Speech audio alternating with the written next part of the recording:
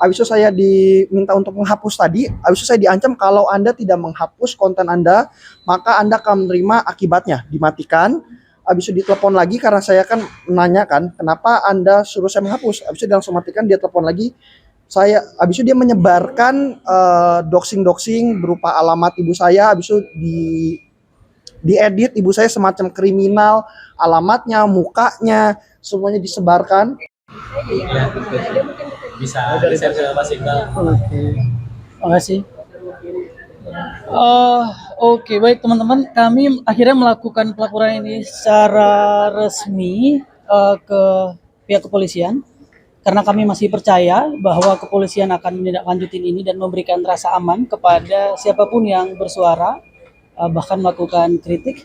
Tapi kami juga ingin menyampaikan pesan pada 3 hal. Pertama, kepada pemerintah Republik Indonesia bahwa suara-suara kritis pada masyarakat sipil, aktivis, influencer itu adalah untuk kebaikan kita semua, bahwa kita percaya pemerintah mampu sampai pada titik yang optimal gitu, sehingga kita melakukan kritik, dan ini tidak menihilkan pada posisi-posisi kerja-kerja yang selama ini. Jadi ini adalah upaya agar pemerintah atau orang-orang yang bekerja atau lembaga-lembaga negara ini punya akuntabilitas, berintegritas, dan punya tanggung jawab, dan ini tentu adalah kebaikan buat kita semua. Berikutnya adalah ke nomor 2, yang kedua adalah kepada para orang-orang yang berupaya melakukan teror atau menyebar ketakutan ini kepada para influencer. Kami berharap bahwa iklim demokrasi di Indonesia harus baik gitu. Jadi kalaupun kemudian ada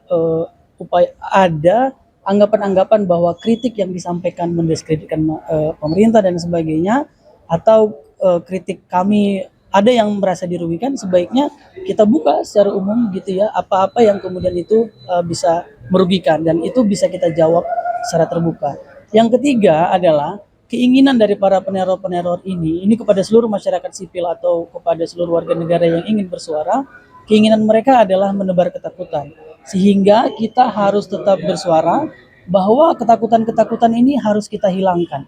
Jangan sampai para peneror ini menang dengan membuat kita menjadi takut. Bahkan dampak ketakutan ini sudah terlihat ya, bahwa kami mendapatkan beberapa informasi, banyak influencer juga yang mendapatkan teror tapi mereka tidak melapor, agar kemudian situasi ini tidak berlanjut, dalam artian mereka juga memiliki rasa takut gitu ya, bahwa teror-teror ini benar-benar terjadi. Jadi saya rasa itu 3 pesan kami, dan kami berharap pihak kepolisian dapat menindaklanjuti ini dengan baik gitu ya. Dan karena bahkan DM mengirim ke para babi juga, lalu kemudian DM yang di dalamnya ada alamat seperti mereka mengetahui rumah saya dan meminta saya untuk berhenti.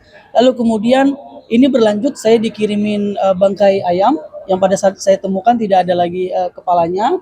Lalu kemudian ada plastik yang berisi pesan bahwa saya harus menjaga ucapan saya kalau seandainya saya ingin menjaga keluarga saya, dan ada pesan mulutmu harimau di situ. Terakhir yang sampai saat ini yang kita ambil adalah yang pengiriman ayam ya, bangkai ayam ke rumah. Itu sekitar 30 Desember 2025, serangkaian dengan DJ Joni dan Shirley.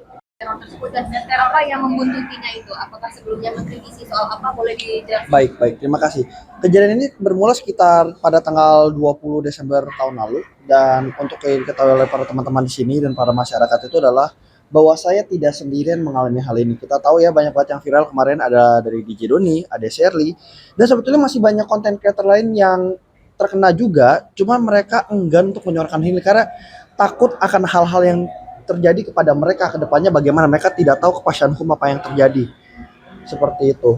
Dan kalau misalkan ditanya karena apa, ya betul banget, karena salah satu ancaman yang terjadi kepada saya adalah saya disuruh untuk menghapus konten yang berhubungan juga dengan bencana-bencana di Sumatera gitu loh. Boleh dijelaskan konten itu seperti apa? Konten-konten yang saya ajukan itu adalah satu, saya tidak hanya menyerang kepada tidak menyerang pemerintah tentunya ya. Saya bukan hanya cuma menyerang itu, tapi saya mengkritisi mengapa penanganan di Sumatera itu terkesan ditutup-tutupi dan mengapa penanganannya lambat. Itu yang saya kritisi. Saya bukan menyerang, menghina atau seperti apa. Yang kedua juga, saya bukan hanya mengkritisi pemerintah, tapi saya juga membela warga Sumatera. Kenapa? Karena pada waktu itu kan banyak banget berseliweran bahwa di Sumatera itu banyak terjadi yang namanya penjarahan.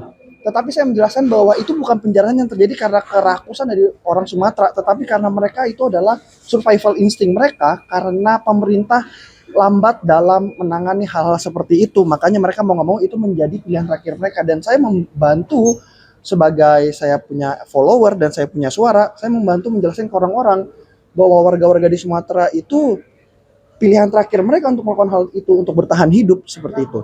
Untuk bentuk ancamannya kira-kira seperti apa? Ancamannya saya HP ibu saya dan HP adik saya, SIM cardnya itu kemungkinan besar dibajak. Jadi tidak bisa diakses, SIM cardnya nggak bisa buat telepon biasa, buat WhatsApp nggak bisa, buat Telegram segala macam nggak bisa. Abis itu nomor WA-nya diambil, saya ditelepon berulang kali. Abis itu saya ditelepon dengan orang tidak dikenal, suaranya laki-laki bukan ibu saya. Habis itu saya diminta untuk menghapus tadi. Habis itu saya diancam kalau Anda tidak menghapus konten Anda, maka Anda akan menerima akibatnya, dimatikan. Habis itu ditelepon lagi karena saya kan menanyakan kenapa Anda suruh saya menghapus. Habis itu dia langsung matikan, dia telepon lagi. Habis itu dia menyebarkan doxing berupa alamat ibu saya. Habis itu diedit ibu saya semacam kriminal, alamatnya, mukanya, semuanya disebarkan. Untuk adik saya dibikin di fake AI. Dia sedang tanda kutip maaf sekali, dia itu bugil, habis itu sedang melakukan maaf sekali lagi dia sedang masturbasi, dikirim ke grup-grup sekolahnya, ke grup-grup kuliahnya, which is itu tidak banget menurut saya ya. Dan dia mengancam saya karena lu nggak mau hapus, gua sebarin, dan itu disebarin betulan sama dia di grup-grup sekolah, grup-grup segala macam. Seperti itu. Ancamannya satu, tetapi di saya itu rentetan. Jadi teleponnya nggak sekali. Habis itu ketika dia udah ngirimin foto-foto itu di grup-grup kampus pun, dia masih nggak puas. Dia masih telepon saya berulang kali. Tapi ketika saya angkat, dia mute. Saya angkat, dia mute itu untuk menjadi simbol, menurut saya simbol bahwa saya tahu Anda di mana, saya tahu bahwa nomor telepon ibu Anda siapa, saya tahu keluarga Anda di mana, dan saya tahu Anda tinggal di mana. Mungkin itu bentuk dari simbol yang ingin dia berikan ketakutan kepada saya. Dari kapan Bang ancaman itu Bang? Mulai dari kapan? Mulai dari tanggal 20 tahun lalu. 20 Desember. Berarti nomor WA adik Abang diretas. Bukan WA-nya tapi SIM card-nya. Nggak bisa dipakai sama sekali. Kalau WA doang kan dia WA-nya bisa diambil alih kan. Tetapi di sini sudah dilihat bahwa WA-nya itu tidak bisa diambil lagi, akunnya menghilang dan SIM card-nya itu untuk telepon biasa tidak bisa digunakan. Tadi sudah disampaikan nomor telepon itu ke polisi sebagai barang bukti. Sudah disampaikan ya? Respon polisi terkait laporan ini seperti apa? Boleh. Iya, sampaikan aja langsung. Masih diproses.